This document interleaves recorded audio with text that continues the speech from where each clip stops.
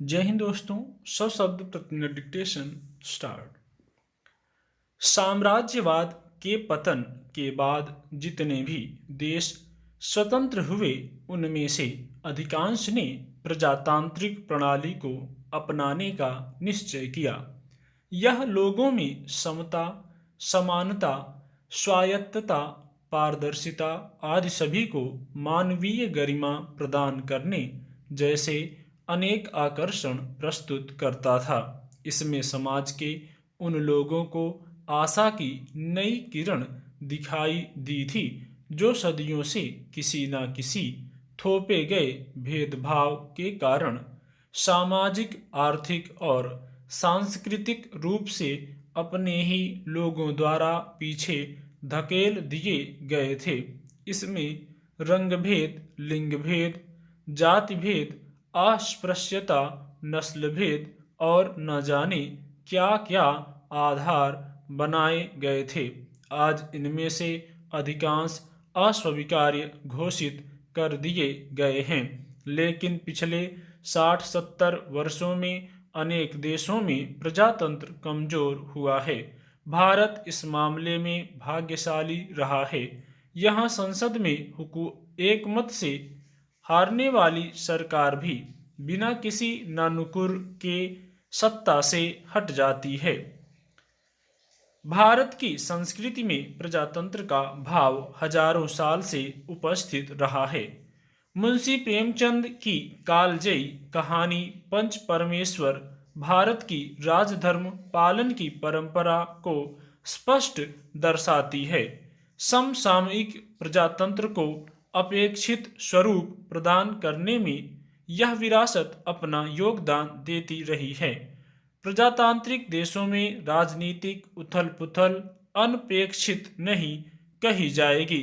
सफल प्रजातंत्र में अपेक्षा तो यही होगी कि इसमें भाग लेने वाले विभिन्न विचारधाराओं और मतों के पक्षधर पारस्परिक और संसदीय व्यवहार में शालीनता, सद्भाव, संयम और संवाद में अपना विश्वास केवल बनाए रखें। संसदीय प्रणाली के व्यावहारिक रूप में यह पक्ष और विपक्ष के रूप में अपना कार्य करता है। विपक्ष के नेता को मंत्री स्तर की मान्यता और अधिकार मिलते ही सभी माननीय सांसद देश के लिए नीतियां, नियम और कानून बनाते हैं। सारा देश, विशेषकर युवा पीढ़ी उसकी ओर देखती है। उनके आचार, विचार, व्यवहार का सूक्ष्म अवलोकन और निरीक्षण करती है और उनका अनुकरण करने को उद्धृत रहती है। ऐसे में यदि संसद और सांसदों, विधानसभाओं के सदस्यों तथा पंचायत के पंच परमेश्वरों की साख में कमी आए, सत्ता पक्ष और विपक्ष के बीच का व्यवहार शालीनतापूर्ण और पारस्परिक सम्मान का न हो, तो सारे देश को चिंता तो करनी ही होगी।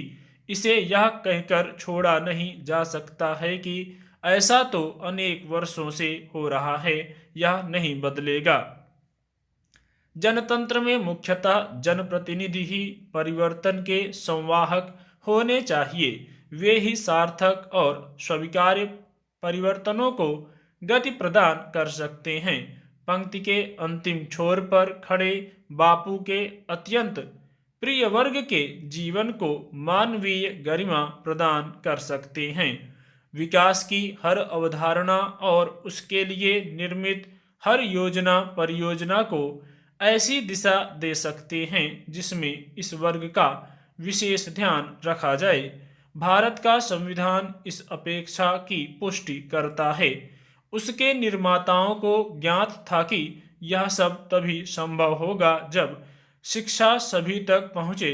विभाजन के बाद का खंडित भारत संसाधनों की घोर कमी और गरीबी से जूझ रहा था। यह जानते बूझते हुए भी संविधान में राज्य यानी सरकार से इस अपेक्षा को निहित किया गया कि 14 साल तक की आयु के हर बच्चे को अगले 10 वर्षों में 1960 तक कक्षा 8 तक की अनिवार्य और निःशुल्क शिक्षा देने की व्यवस्था की जाए।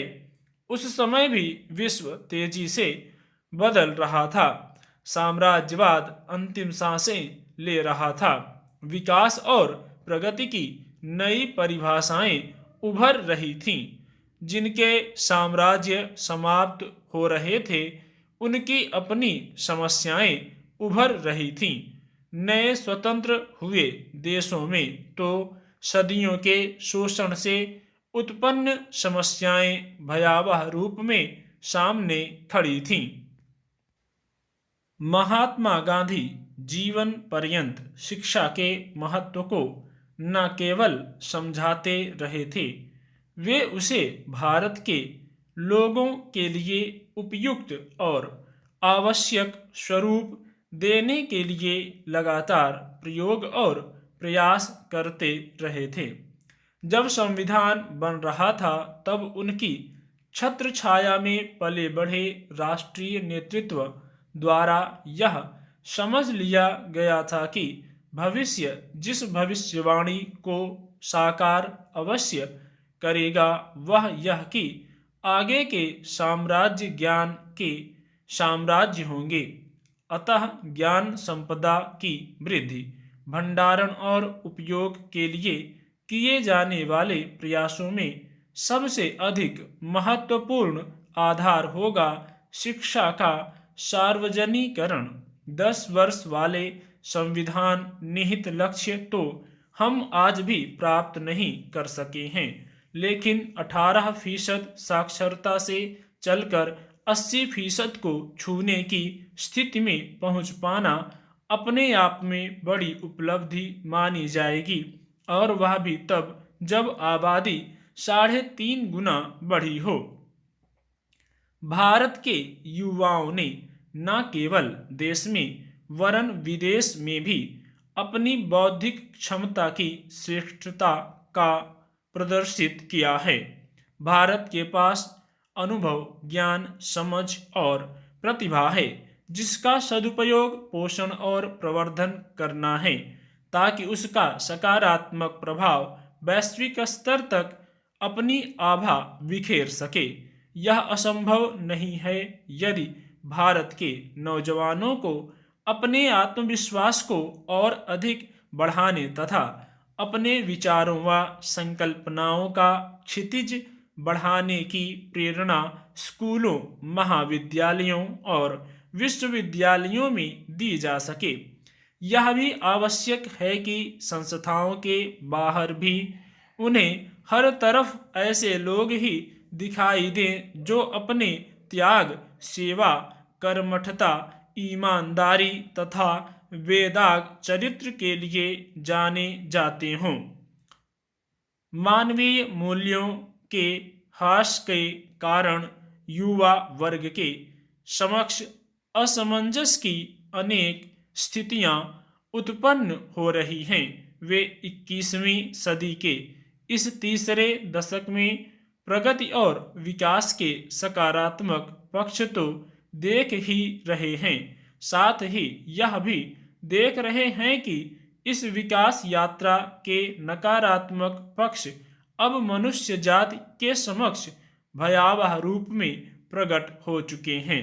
सन 1909 में गांधी जी ने पश्चिम की सभ्यता के नकारात्मक पक्षों से आगाह किया था, मगर उस ओर अपेक्षित ध्यान देना आवश्यक नहीं माना गया, क्योंकि विज्ञान की प्रगति और तकनीकी के विकास से मानव जाति के नीति निर्धारक और नियंता इतने अभिभूत थे कि उन्होंने हर तरफ हो रहे परिवर्तन का वस्तुनिष्ठ विश्लेषण कर स्वीकार्य और अस्वीकार्य पक्षों को अलग कर देखा ही नहीं।